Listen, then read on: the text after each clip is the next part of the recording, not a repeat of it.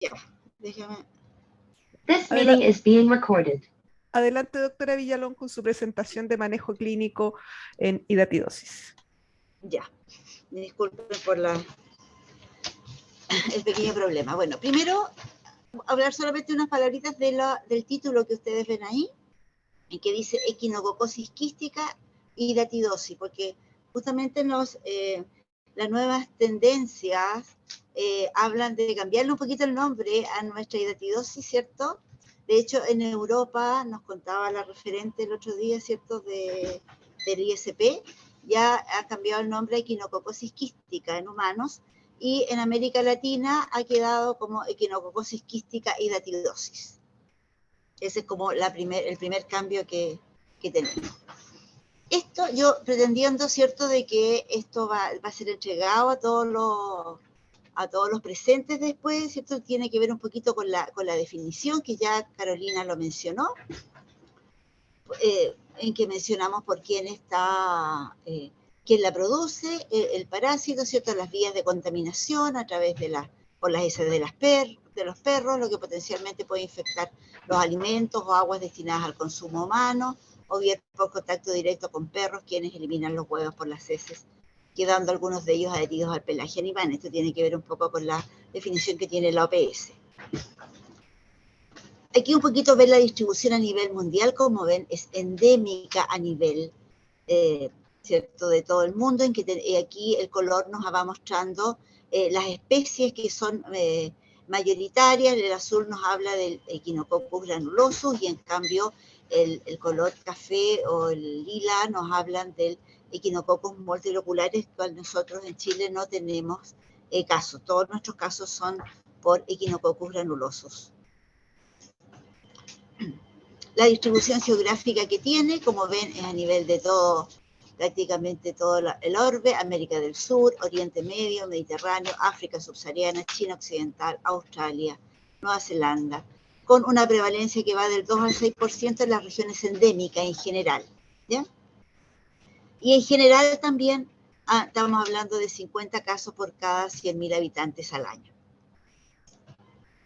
En cuanto a la situación nacional, no vamos a hablar mucho porque ya lo dijo Carolina, ¿cierto? Cuáles son nuestras regiones con la mayor cantidad de casos, dónde se localiza más, no habiendo diferencia entre hombres y mujeres.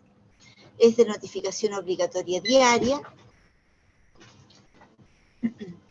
De las formas parasitarias, solamente para recordarle, ¿cierto?, que tenemos varias formas parasitarias. El adulto, en que estamos hablando de un platelminto, ¿cierto?, una tenia que mide aproximadamente 5 milímetros de largo, en que se caracteriza por tener 3 proglótidas, la última de las cuales está grávida, que posee un escólex y unos ganchitos para poder adherirse a la mucosa intestinal. Y que la mucosa grávida prácticamente ocupa el tercio de la longitud de este platelminto, que se ubica a nivel del intestino de los cánidos, ¿ya? Aquí la tenemos en una foto bastante bonita, ¿cierto? Entonces, y que cuenta con un ciclo heteroxénico, puesto que requiere de 2 hospedadores para poder terminar su ciclo. Su hospedador definitivo van a ser los cánidos, y los intermediarios, el ganado bovino, ovino, caprino, ¿cierto? Y accidentalmente el humano, como lo es en casi toda la zoonosis. El humano es un hospedador accidental. Y los mecanismos de transmisión: fecalismo del perro para el hombre y el ganado, y carnivorismo para el perro, que se come estas vísceras infectadas. La otra forma parasitaria es el huevo, salió muy aumentada, que es muy similar a las otras tenias, ¿cierto? Y se elimina por las deposiciones del perro. Dentro de la otra forma parasitaria, estas son las anteriores a las formas parasitarias que veíamos en el hospedador definitivo, ¿cierto? El adulto y la eliminación de huevo, y esta es la forma parasitaria que vemos en los hospedadores intermediarios, que es la hidátide, que corresponde a una vesícula llena de un líquido transparente, ¿cierto? Si se acuerdan de pregrado, un agua de roca que se menciona, y que está formada por un continente que corresponde a la pared, ¿cierto? Y un contenido. El continente que va de esta hidátide va a constar de dos capas, la capa germinativa, ¿cierto?, que es de donde aparecen todos los elementos figurados y que van a dar origen a las futuras tenias, ¿cierto?, que es la capa interna, y la capa externa, que es la cutícula, que es semipermeable, en que va a dejar pasar toda la sustancia nutritivas para este quiste, pero no los gérmenes. Por lo tanto, un quiste intacto no se va a infectar. Para que un quiste se infecte, vamos a tener, tiene que estar rota, como bien dijo Carolina, y ahí es como vemos estas cantidades corresponden a las vesículas hijas, puesto que dentro del quiste vamos a tener formación de escólex solitos, que son las futuras tenias, ¿cierto? Y además de estas vesículas hijas que tienen la misma estructura de una hidátide y que en su interior tienen escólices y se van a colgar ahí de este pedúnculo, que después se van a liberar y van a estar libres dentro de este líquido hidatídico, y eso es lo que se ha recogido, por ejemplo, de un quiste hidatídico. Y, ¿cierto?, eso sería el continente, y el contenido va a estar definida por este líquido hidatídico, que es muy antigénico, por eso que, por ejemplo, ante una ruptura, una gota de un contenido, de este líquido hidatídico puede generar la presencia, una siembra secundaria puede generar reacciones alérgicas, y vamos a tener ahí, ¿qué vamos a tener? En el denominado arenilla hidatídica, que se llama, y que vamos a ver escólices. Estos son escólices, ahí tenemos un escólex invaginado y un escólex evaginado, en que ustedes pueden ver cómo se nota esta doble corona de gancho, ¿cierto? Que desde ahí van a ser, digamos, donde van a nacer las futuras tenia echinococcus. Y además, en este líquido hidatídico vamos a ver, aparte de los escólices, podemos ver las vesículas hijas que veíamos delante, y además los ganchitos. Muchas veces se sueltan estos ganchitos y vemos ya la presencia de ganchitos, nos indica, digamos en forma indirecta, la presencia de escólices, ¿ya? Y todas estas son estructuras microscópicas que nos van a servir también después en el diagnóstico. El ciclo ya lo habló Carolina, ¿cierto? Así que no nos vamos a detener mayormente, pero aquí vemos el hombre como accidentalmente se va a infectar por el consumo de huevos, ¿cierto? Embrionados. Entonces, ahora, el crecimiento de estos quistes a nivel de los hospedadores intermediarios, el crecimiento de estos hospedadores intermediarios, ¿cierto?, es bastante lento. Se habla que en un adulto, pensando en el humano, el crecimiento es de más o menos 1 centímetro por año. Por eso es que los pacientes que encontramos con quistes hidatídicos de 10, 12 centímetros, muy probablemente ellos hayan sido afectados en la infancia. Pero este crecimiento no se define, no ocurre, ¿cierto?, así en los niños, en los cuales, debido, ¿cierto?, a estos tejidos que son mucho más blandos, tenemos un crecimiento mucho más rápido, de manera que podemos tener quistes de 12 centímetros, de 10 centímetros en niños de 3 años, 5 años, sin ningún problema. Quistes bilaterales hemos tenido, por ejemplo, a nivel de pulmón, en una niñita de 3 años. Entonces va creciendo, ¿cierto? Este quiste se va formando, se va ahuecando, ¿cierto? Y va formando la hidátide, y digamos, en la medida en que toda la parte inmunológica se activa del hospedador como una forma de contener esta estructura que está creciendo, el organismo le crea una capa externa, ¿cierto?, que es la adventicia, y de esa forma tenemos el quiste hidatídico. O sea, el quiste hidatídico está formado por esta adventicia más las dos capas de la hidátide, ¿ya? Y entonces va creciendo y podemos tenerlo en todos los órganos. O sea, en la medida en que uno tiene más años, va viendo más cantidad, ¿cierto? Hemos encontrado quistes a nivel, bueno, lo más frecuente obviamente es pulmón y hígado y pulmón, ¿cierto? Pero tenemos a nivel del vaso, a nivel del riñón, a nivel del ojo, a nivel cerebral, pericárdico, o sea, porque pueden viajar por todo el torrente circulatorio. Aquí, ¿cierto? Como sigue su camino, este huevo, por ejemplo, ¿cierto? Al llegar a la primera porción del intestino, se libera este embrión que viene, este embrión hexacanto que viene contenido en el huevo, penetra la pared intestinal, pasa a la circulación y es transportado vía porta pasivamente al hígado y que constituye el primer filtro. Y es por eso que allí más o menos el 60-65% de los quistes los encontramos ahí. Si logra traspasar este filtro, va a seguir, ¿cierto?, a través de la suprahepática y va a llegar al corazón derecho y a la arteria y a los pulmones, llegando a este segundo filtro. Una vez allí, ¿cierto?, los embriones se presentan como una masa que se va a ir, va a ir creciendo y se va a ir vacuolando. A los 4 días de la infección ya ocurre esta vacuolización y a la semana ya está formada la hidátide con las 2 capas, qué sé yo, ¿ya?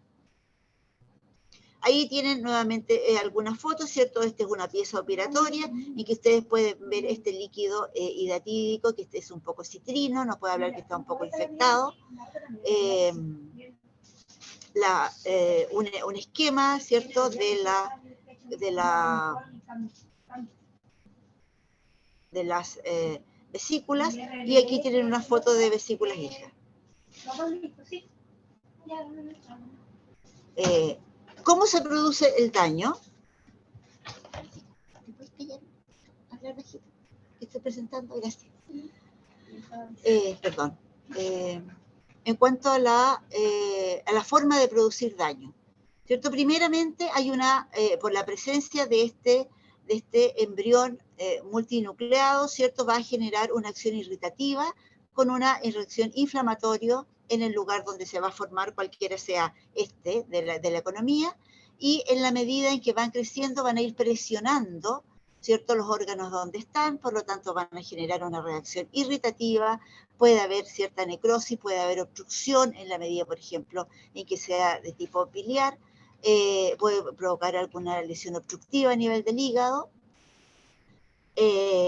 cierta necrosis, y también puede generar una ruptura del quiste, que puede ser muy pequeña y no generar y puede servir solo para sensibilizar y que nos dé la serología positiva, pero sí también esto puede generar una siembra secundaria a largo plazo o una reacción anafiláctica en mayor o menor grado.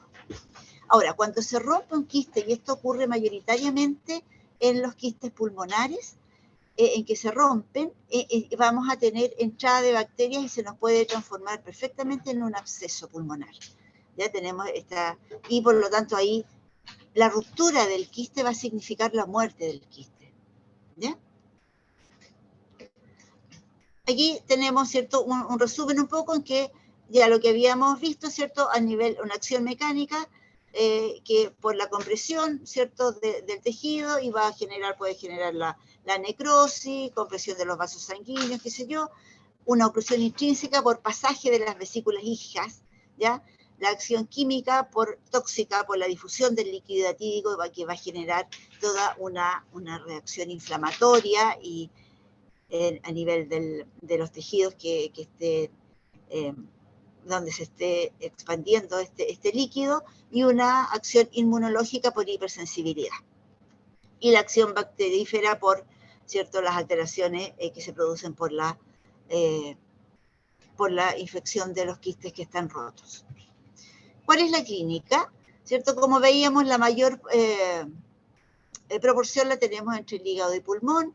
Aquí tenemos algunos porcentajes, como los encontramos en los otros órganos, ¿cierto? Muchas veces en riñón, por ejemplo, ha tenido que irse a la nefrectomía o la esplenectomía, y eso, como decía Carolina, son súper complejos porque ellos no forman la cutícula, por lo tanto tienden a ser muy invasivos y tienden a romperse con mayor facilidad. De hecho, hace un año y medio más o menos está en control acá, en el Servicio de Salud acá, tenemos un niño de 16 años que debutó con una hemiparesia derecha y finalmente apareció una masa a nivel cervical y que resultó finalmente ser un quiste hidatídico en una vértebra cervical. El niño fue operado, se definió en la cirugía que el quiste estaba roto, por lo tanto lleva un año en tratamiento con albendazol, porque la verdad es que los quistes óseos son muy malos. Entonces, ¿en qué minuto le quitamos el albendazol? ¿Cierto? Porque puede perfectamente en 2 años más empezar a generar otro quiste. Hasta el minuto él se ha mantenido absolutamente asintomático con sus resonancias normales, no tiene nada, pero ahí estamos en que no le podemos quitar el albendazol todavía. El albendazol puede ser tóxico, fundamentalmente hepático, pero en la medida que se mantenga una buena función hepática, lo hemos mantenido con el albendazol. En los niños ocurre más frecuente en pulmón, y eso yo lo he podido, definir, ¿cierto?, en que es más frecuente en pulmón. ¿Cuál es la causa? No sé, ¿cierto? Ahora, generalmente es asintomático. Muchas veces corresponde a un hallazgo eventual porque el paciente, no sé, sufrió un accidente, por ejemplo, se cayó y tiene dolor torácico o aparece una masa que a veces tenemos una masa como en bola de billar, que significa que es un quiste que ya está calcificado y por lo tanto un quiste calcificado es un quiste muerto. O se encuentra un hallazgo también por algún dolor inespecífico y en la ecotomografía también aparecen quistes. Así que muchas veces pasa a ser asintomático, generalmente es único. Hay un 20 a 40% de quistes múltiples, podemos tener hepatopulmonar, ¿cierto? Por un pasaje activo desde el diafragma, ¿cierto? Y dentro de los dolores podemos tener dolor abdominal, un dolor abdominal tipo cólico, hepatomegalia, ictericia, fiebre, ¿cierto? Y eso está dado, por ejemplo, la ictericia porque puede estar obstruyendo los canalículos biliares, fiebre por un cuadro infeccioso, y desde el punto de vista pulmonar, tos con expectoración, y no es infrecuente la presencia de vómita que corresponde, ¿cierto?, a la eliminación de los elementos que contiene la hidátide, es decir, vesículas hijas, líquido hidatídico, en la expectoración. Y es bastante característico porque el paciente refiere que elimina un líquido muy amargo, ¿ya? Muy amargo. Muchas veces esto está mezclado con expectoración, a veces purulenta, ¿cierto? Porque hay un cuadro infeccioso, de manera que decir que elimina un líquido agua de roca muy amargo, se ve poco, ¿ya? Lo dice la literatura, pero uno lo ve poco en general, pero sí que es muy amargo y ocasionalmente incluso puede decir que viene con algunos ollejitos que puede corresponder a las vesículas hijas que está eliminando. Pero no es tan infrecuente ver la presencia de vómita en los quistes pulmonares, sobre todo en los niños. Ya. Bueno, y otra forma de presentarse es cuando ya tenemos, como decíamos, la presencia de infección en los quistes pulmonares y se, digamos, debutan como abscesos pulmonares. Aquí, ¿cierto?, un poquito más definido por órgano, ¿cierto? Dolor, masa palpable, puede ser si es que no está, digamos, a nivel periférico, podemos tener una masa palpable, hepatomegalia, ictericia obstructiva, sobreinfección bacteriana. En el pulmón, neumopatía secundaria, normalmente cuando ocurre esto es porque ya está roto, ¿ya? Tos crónica, vómita hidatídica, sobreinfección bacteriana, derrame pleural, absceso pulmonar, o sea, como ven, en cualquier paciente con cualquier sintomatología, o sea, no tenemos una sintomatología definida, ¿ya? Lo que nos va a dar La orientación va a ser la imagenología, por ejemplo. En el sistema nervioso central también cefalea crónica, convulsiones, signos de hipertensión intracraneal, o sea, toda la sintomatología de un tumor también, de un tumor cerebral. Dolor crónico localizado, fracturas patológicas y dependiendo de la zona, por ejemplo, este niño que debutó con una hemiparesia porque tenía una localización cervical, a propósito, una vez que fue operado, tuvo una recuperación ad integrum de la parte neurológica. En el riñón puede haber comprensión, infección bacteriana, pielonefrite y latiduria también. Rarísimo, pero puede ocurrir. ¿Cómo hacemos el diagnóstico de esta síntoma, de esta sospecha, ¿cierto? Ahora, todo tiene que estar definido, ¿cierto?, en el contexto de un paciente con característica, digamos, que se dé lo que se llama esta triada epidemiológica, es decir, que sea un paciente rural, la mayoría de las veces, ¿cierto?, que esté la presencia de faenamiento domiciliario, que se le llama ahora, ¿cierto?, en que haya la presencia de perros, ¿cierto?, y la presencia del humano en contacto con el perro.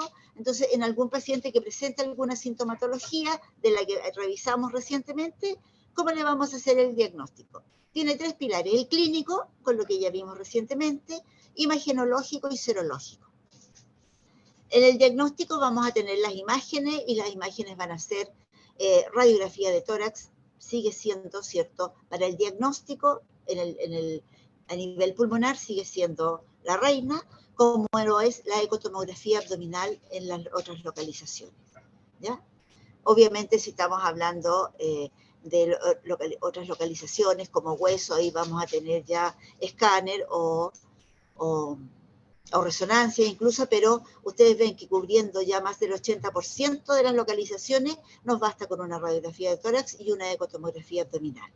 Y en la parte del laboratorio vamos a tener exámenes parasitológicos previamente tal, con lo que hablamos de exámenes directos, en que vamos a ver el parásito o sus formas, ¿cierto?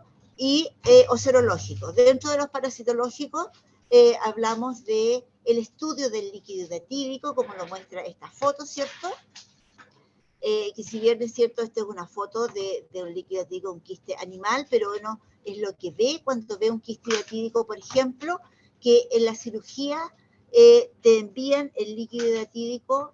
Están las dos posibilidades: que te envíen una jeringa con líquido hidatídico al laboratorio para uno definir si estamos frente a un quiste muerto o vivo y si está un quiste fértil o no, por la presencia o no de escólices, ¿cierto?, o por la presencia o no de ganchitos, y ver si estos escólices están vivos o muertos, por ejemplo, para poder ver cómo ha funcionado el tratamiento farmacológico, ¿ya?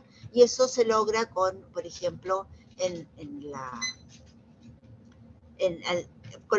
tiñendo con azul de Evans el líquido hidatídico, de manera que los escólices que estén vivos no se van a teñir con el azul de Evans y los que están muertos sí se van a teñir de un azul intenso. Entonces es un método diagnóstico directo. Y además, directo también es el examen histológico, que es en el fondo lo que se envía a anatomía patológica, o también, ¿cierto?, recordar que también la pieza entera se puede enviar al ISP, en el cual pueden hacer reconocimiento de cepa, de especie, que también es una indicación que se está dando ahora de poder contar con el quiste y enviarlo a anatomía patológica. Entonces, esos son los exámenes serológicos, y dentro de la serología, ¿qué nos va a dar el diagnóstico de certeza? El estudio del líquido hidatídico o la muestra histológica, porque todo lo demás va a ser un diagnóstico muy presuntivo, ¿cierto?, pero el de certeza nos lo va a dar esto. ¿Cuándo vamos a sospechar? Porque vamos a tener una imagen diagnosticada, una imagen característica con el contenido que uno ve adentro, mediante las técnicas de imagen. Porque tenemos esta misma imagen, pero en forma accidental, como yo les decía, porque se tomó porque el paciente se cayó, entonces tenía dolor y aparece este quiste. Porque hizo una reacción anafiláctica por una ruptura del quiste, pero esta reacción anafiláctica fue previa al diagnóstico y en el estudio de esta reacción anafiláctica encontramos estos quistes en algún órgano. Por una serología positiva también nos va a orientar mucho el diagnóstico, y el examen microscópico o el hallazgo quirúrgico que nos va macroscópicamente compatible, que eso ya nos da también un diagnóstico de certeza, porque el cirujano va a poner, ¿cierto?, esta presencia de esta lesión quística, blanca, nacarada, que es característica del quiste hidatídico. Entonces, dentro de la serología, vamos a hablar de las técnicas inmunológicas en que tienen una sensibilidad de un 70-80% en quiste hepático y una menor en los quistes pulmonares. Ahora, también hay que decir que en general la técnica ELISA tiene una sensibilidad en general del 80%. ¿Y por qué? No porque la técnica sea mala, porque como ya vimos, que para que pueda salir positivo una técnica serológica, tiene que el quiste estar roto y haber tenido contacto el líquido hidatídico con nuestro sistema sanguíneo para que nos puedan aparecer los anticuerpos. Entonces, podemos tener una imagen, podemos tener un diagnóstico clínico, pueden estar los elementos epidemiológicos positivos, podemos tener una imagen sugerente de quiste hidatídico, pero una serología negativa, porque nos indicaría que el quiste está intacto. Ahora, debido a esta falta de sensibilidad, es que toda muestra positiva, en el caso de los adultos, ¿cierto?, o debe confirmarse con una técnica de Western blot, y para eso se envía al Instituto de Salud Pública. O sea, todos los laboratorios de regiones que realizan las técnicas serológicas deben enviar las muestras positivas a realizar una técnica de Western blot. También se envían los exámenes que pueden salir indeterminados, se envían aquellos en los cuales tenemos todos estos antecedentes, ¿cierto?, pero nos sale positivo, lo que mencioné recién, pero nos sale negativa, también la vamos a enviar. Y lo mismo que en el caso de los menores de 15 años, debemos enviar al Instituto de Salud Pública todo examen serológico, ya sea positivo o negativo, de todo menor de 15 años, debemos enviarlo al ISP para que realicen la técnica confirmatoria. Aquí ya lo decía, ¿cierto? ¿Qué hacemos ante la sospecha clínica? Le vamos a pedir un IgG. Si sale negativo y no tiene mayores antecedentes, lo vamos a dar como negativo, pero si sale positivo, se manda al Instituto de Salud Pública para la confirmación por Western blot. En un paciente pediátrico, sí le tenemos que hacer ambas técnicas, por lo tanto, sí o sí, positivo o negativo, lo vamos a mandar siempre a realizar, ¿cierto?, la técnica de Western blot. Ahora, si la técnica de Western blot nos sale positiva, vamos a confirmar el caso, y si sale negativa, vamos igualmente a hacerle seguimiento si persiste la sospecha de lo que yo les mencionaba adelante, porque tiene una imagen, digamos, tiene una imagen sugerente, porque tiene antecedente epidemiológico sugerente, pero si igual no sale negativa, va a estar en seguimiento, porque pudiese ser que estemos ante este quiste intacto. La otra forma de diagnóstico es la imagenología, con una ecotomografía abdominal. Ahí pueden ver una ecotomografía abdominal en que aparecen estas lesiones que corresponden a la presencia de las vesículas hijas. Esta radiografía de tórax en que vamos a tener este quiste, ¿cierto? Y que también puede darnos imagen, por ejemplo, cuando el quiste esté roto. Entonces, cuando esté roto, a esta imagen le va a entrar aire y nos va a salir, ¿cierto?, una imagen aérea. Y aquí tenemos una imagen de hidatidosis ósea, ¿cierto?, en que tenemos estas lesiones y que tienden a ser, ¿cierto?, que se van a meter por las trabéculas, como dijo Carolina, y va a ser bastante invasiva. Y en los casos que es necesario, vamos a realizar un escáner o una resonancia. Existe dentro de las lesiones la ecografía abdominal, existe una clasificación definida por la OMS que nos va a hablar, ¿cierto?, de estas 4 etapas ¿cierto? Desde la C1 a C2, C5, perdón, y en que podemos tener este quiste hialino y que correspondería a este quiste intacto que nos puede dar una serología negativa, ¿cierto? El C2 un quiste multivesicular en que va a tener muchas vesículas hijas. Este C3 es que tiene la membrana desprendida y que podemos ver esta membrana, ¿cierto? Aquí que flota en este líquido, o puede dar esta imagen también. Este quiste heterogéneo, predominantemente sólido, o un quiste calcificado, en que ustedes ven ahí en que aparece toda esta imagen blanquecina que habla de quistes calcificados. ¿Y por qué es importante esta clasificación? Porque va a definir, o puede definir, ¿cierto?, digamos, el manejo a seguir, ¿ya?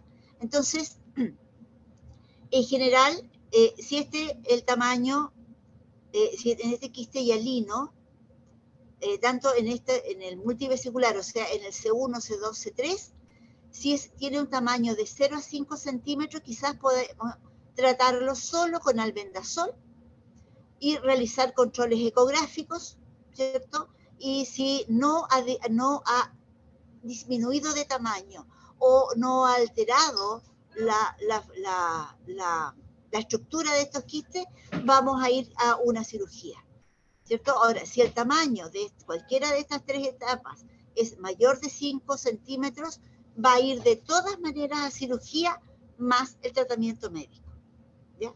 Ahora, en esta 4, en la CD4 y la CD5, a ver, si la CD4, ¿cierto?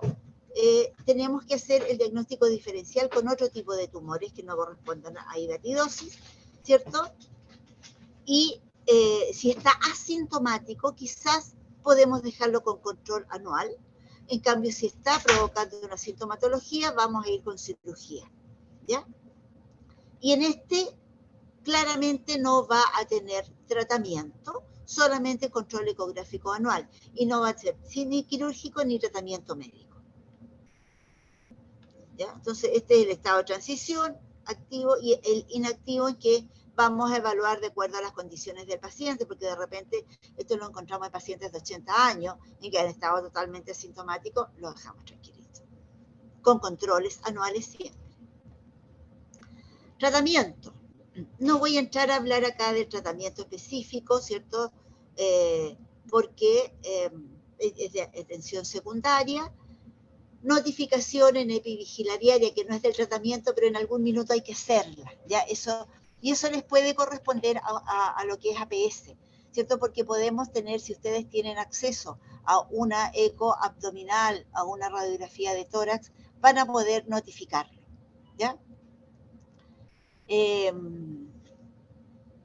el tratamiento puede ser quirúrgico con técnicas convencionales que pueden ser radicales o conservadores. Este significa, por ejemplo, radical, en que a veces, por ejemplo, en un quiste esplénico hay que ir de esplenectomía total, incluso hay que ir de nefrectomía total. Hemos tenido pacientes, ¿cierto? Porque el daño ha sido mucho al riñón y lo que queda no está funcionante, entonces ha tenido que hacer una nefrectomía. O el drenaje percutáneo, que en nuestro país está entrando, ¿cierto?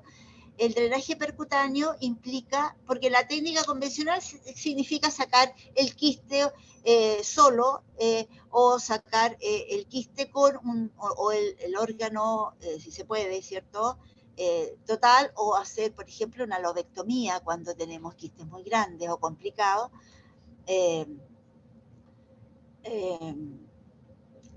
¿Cierto? Eso por uno es la técnica convencional con cirugía abierta, que dice. Pero también está este otro tratamiento, que es el drenaje percutáneo, que consiste en que bajo visión ecográfica, ¿cierto?, se obtiene la visión del quiste, se punciona, porque dentro del diagnóstico está prohibido la punción del quiste para ver el contenido del quiste, porque en la punción vamos a generar, ¿cierto?, el pasaje de líquido quizás a través del trayecto de la aguja, y nos puede significar una siembra secundaria. O sea, dentro del diagnóstico no está el puncionar el quiste, de ninguna manera. Pero sí como tratamiento, en que significa que va a ir a la punción, a la extracción de todo el líquido y a la colocación de una sustancia escolicida en que se va a mantener ahí por un tiempo prudente, no sé, más o menos son 10 a 15 minutos, y después se va a extraer, y el paciente está desde antes con tratamiento y continúa después con tratamiento médico con albendazol. ¿Ya? Es una técnica que no está muy difundida en nuestro país, sí en otros países, porque también implica algún riesgo ¿cierto? Esta extracción. En cuanto al tratamiento médico, puede ser, como ya vimos, exclusivo en los quistes inferiores a 5 centímetros o en combinación con cirugía de quistes mayores. El manejo, como habíamos visto, es nivel secundario y los controles tienen un criterio oncológico, por lo menos 5 años, 10 años, con imagenología o serología. Respecto a lo que preguntaban hasta cuándo, 10 años, pero la verdad es que si logramos tener, y eso lo vemos más frecuente en niños, o sea, el control se hace hasta la negativización de las imagenologías, es decir, que no tengamos, por más de 5 años, no tengamos aparición de nuevas lesiones y la serología se nos negativice, y eso se repite, porque la serología se demora en negativizar. La imagenología, bueno, si hicimos una extracción, no vamos a tener el quiste, vamos a tener lesión residual, cicatricial, ¿cierto? Y si eso se mantiene por más de 5 años y tenemos una negativización de la serología por 2 años seguidos, en nuestros controles de 2 años seguidos, podemos dar de alta al paciente. Y, bueno, realizar estudios familiares a partir de caso índice con serología e imagenología. Aquí vamos a repetir un poquito eso en estas últimas diapos. ¿Cuál es el papel de la APS en el enfrentamiento? Van a tener la sospecha clínica, ¿cierto? Van a poder solicitar los exámenes. Aquí yo sé que a lo mejor ya hay muchas preguntas o comentarios en el chat respecto a que seguramente en la APS no está definida la serología para hidatidosis. Y eso va a ser algo que seguramente desde el nivel central van a tener que definir cómo lo pueden hacer, puesto que yo creo que pasa lo mismo que con Chagas, ahí lo podemos conversar al término de esta presentación, que en Chagas tampoco está definido todavía la realización del examen a nivel primario, ¿cierto? Pero se ha podido arreglar y entonces va a tener que haber también un arreglo en respecto a la solicitud de los exámenes de serología en atención primaria.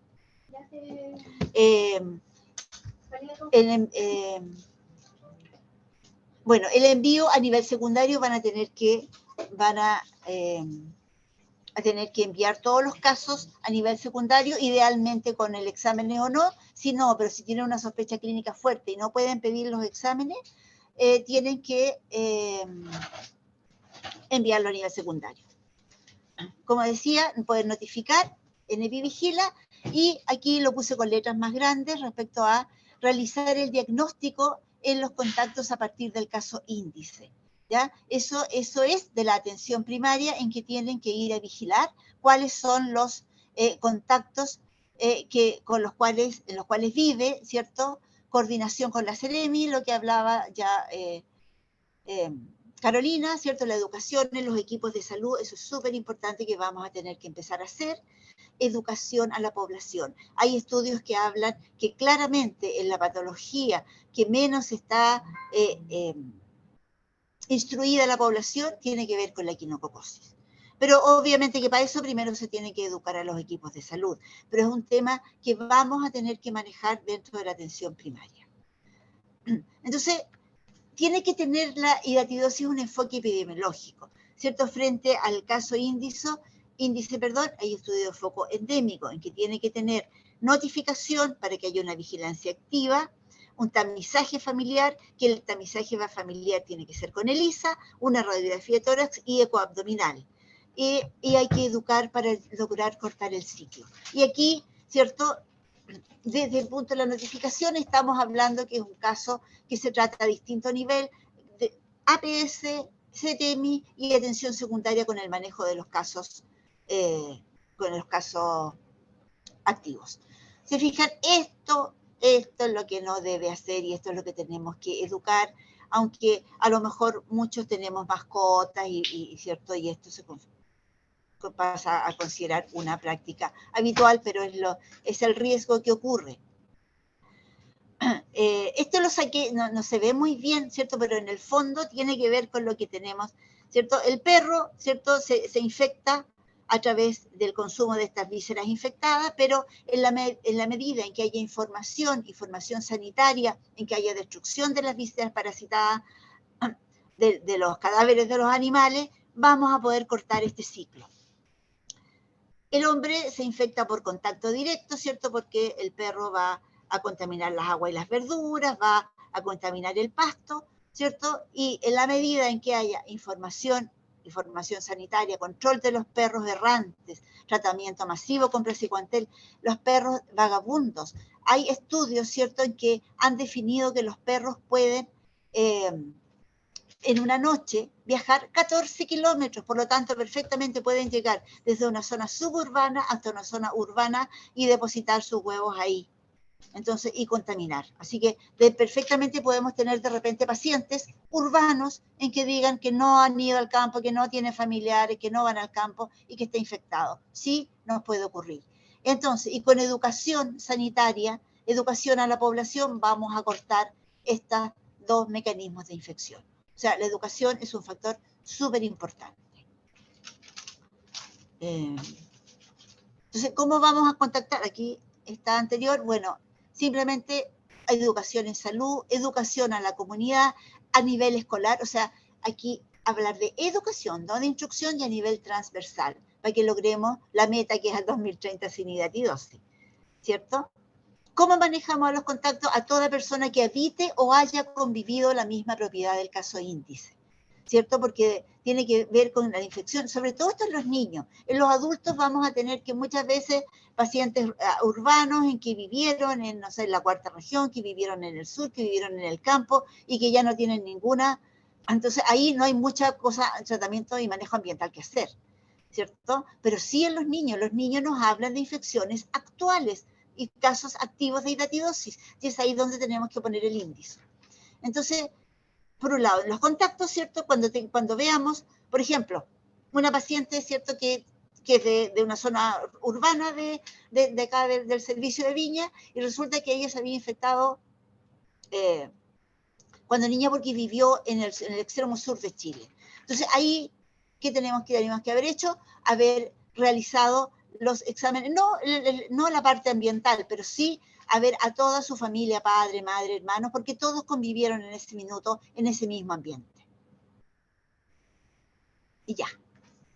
Muchas gracias y las consultas que quieran. Muchas gracias, doctora, por la presentación muy clarita, pero claramente hay preguntas y para reforzar un poco la idea, una de las preguntas dice, ¿y el control en qué consiste? ¿Debe ser en APS o especialista? El control tiene que ser a nivel secundario. ¿Ya? Eso lo hemos definido, ciertamente, porque, o sea, claramente estamos aquí empezando con una patología. ¿Ya? Nos queda mucho camino por recorrer, por lo tanto, no vamos a darle más responsabilidades a la APS de las que ya hemos hablado, que tiene que ser realizar el diagnóstico, realizar la educación, la pesquisa, pero el control crónico lo dejamos todavía en atención secundaria. Seguramente en unos años ya lo vamos a pasar a atención primaria, pero todavía no. Exacto. Otra de las preguntas dicen, ¿hay documentado resistencia a lo antiparasitario? De ser así, ¿hay una estrategia para prevenirla? Hasta el minuto no. Gracias a Dios, los antiparasitarios en general no presentan resistencia. Y eso vale para los enteroparásitos. Si contamos como con 3 antiparasitarios en general y usamos los mismos para todo y no generan resistencia. Así que y además, con el albendazol funciona bastante bien. Además, no hay tanto acceso. De hecho, en Chile el Pro-5 estamos escasos. Sí, claro. eh, Cuesta conseguir justamente. Otra de las consultas preguntan ¿qué es la vómica hidatídica? La vómica hidatídica corresponde o vómica simplemente, corresponde a la eliminación a través de la expectoración de los elementos figurados de un quiste hidatídico pulmonar que se rompió a bronquio, que se abrió a bronquio. Ya. La otra consulta dice, si pesquiso una sospecha de hiatidosis, ¿dónde realizo la derivación para continuar el estudio, considerando la necesidad de serología y eventual biopsia? A ver, ¿Qué es lo- la serología es lo que yo hablaba, que yo no sé, ahora, si no la pueden realizar desde el APS, tienen que, dependiendo de dónde sea el quiste, pulmonar o hepático, o tendrán que derivarlo al Nivel secundario. cirujano a nivel secundario, y será, si es hepático, porque tiene un quiste, al gastroenterólogo, o al cirujano gástrico, o al neumólogo, o al infectólogo en primera instancia, digamos, son las tres posibilidades de... Ahora, biopsia no se realiza, la biopsia no se realiza porque nosotros no podemos funcionar prequirúrgico por el riesgo de diseminación. Así que nunca hay biopsia, ni pulmonar ni hepático. Es solo imagenológico. Todo este estudio del líquido hidatídico, el estudio histológico, es postquirúrgico. Sí, por lo general los exámenes que se piden son la radiografía de tórax, la ecografía abdominal y la serología. Y en el caso de no poder acceder, lo ideal es que lo deriven al CAE o el centro de especialidades. Por lo general, el infectólogo, si es que no pueden tener los exámenes para que él los pueda pedir y ahí poder hacer el diagnóstico. Lo otro que Pero, preguntan, dígame.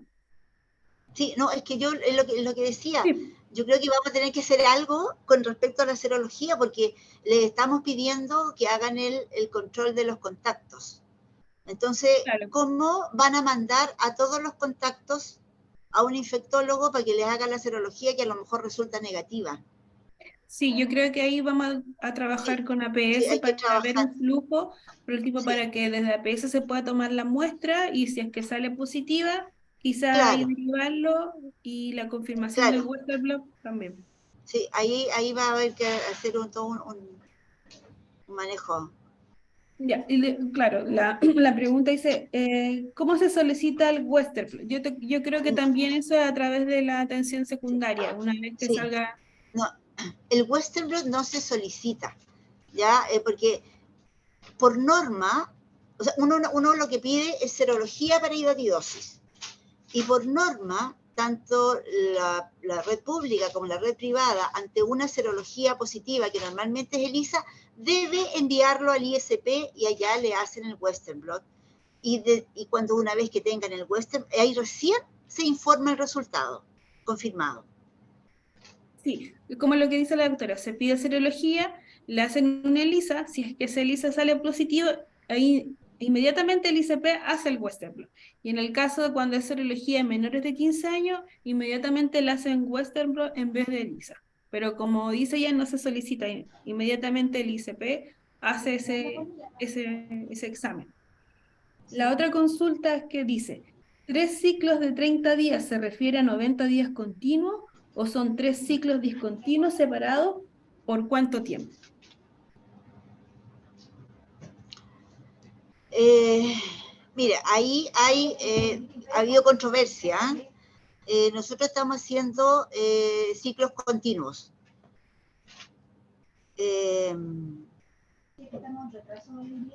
Ciclos continuos, 3 meses continuos de tratamiento, controlando mensualmente con ICA, perfil hepático y hemograma, que son las complicaciones que se nos pueden dar en que puede haber aumento de las transaminasas.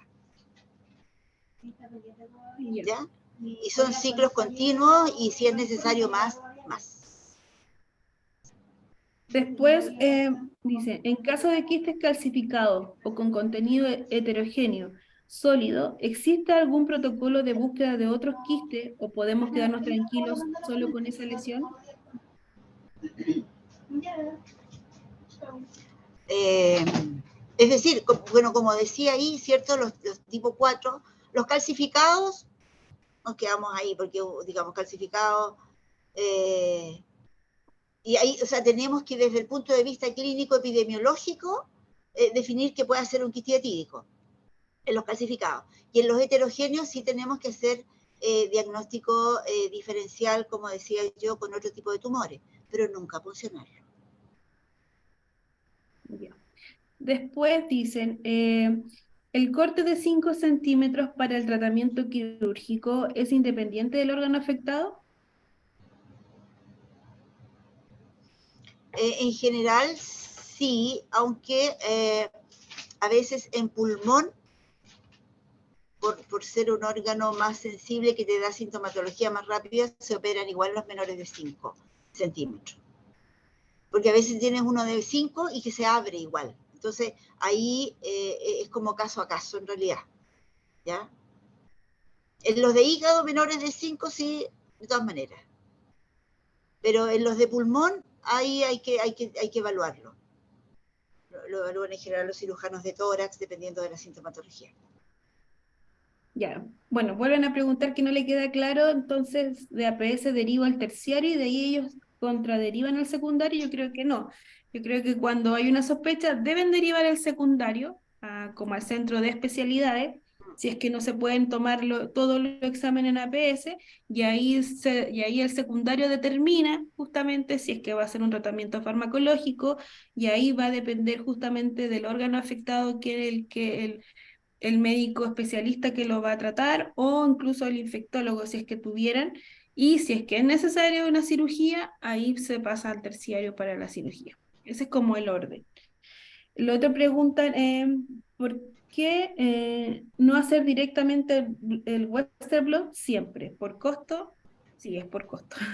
Básicamente por eso se hace el ELISA y a los positivos se confirma con Western. Sí, Y de la hecho, última, dígame. sí, no, que de hecho, o sea, el ISP lo único que tiene montado el Western Blot, porque para los servicios de salud es muy costoso, no podemos. Claro.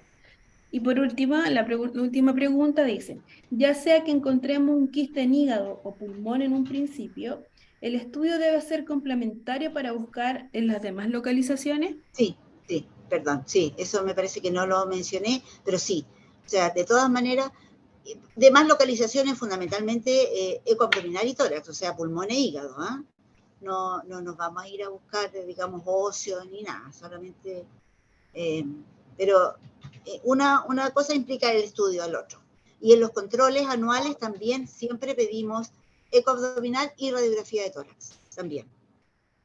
Sí, y de hecho, para la sospecha de un caso de hiatidosis, por eso se pide radiografía de tórax y ecografía abdominal, justamente para ver si está o en el hígado o en el pulmón, que son las localizaciones que más se dan el quiste diatídico.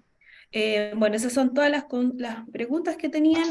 Agradecerle, doctora, a usted por su presentación, fue muy clara. Y a los asistentes a esta capacitación de esta jornada, agradecer su asistencia, sus preguntas, nos sirve para reforzar justamente estos temas. Y nos vemos prontamente en la próxima jornada, que es el jueves 1 de junio, que ahí hablaremos sobre Chagas y temas de enfermedades transmitidas por vectores, por mosquitos principalmente y tifus de los matorrales. Así que muchas gracias a todos por por la participación y nos vemos el próximo jueves 1 de junio. Que estén bien. Muchas gracias por la invitación.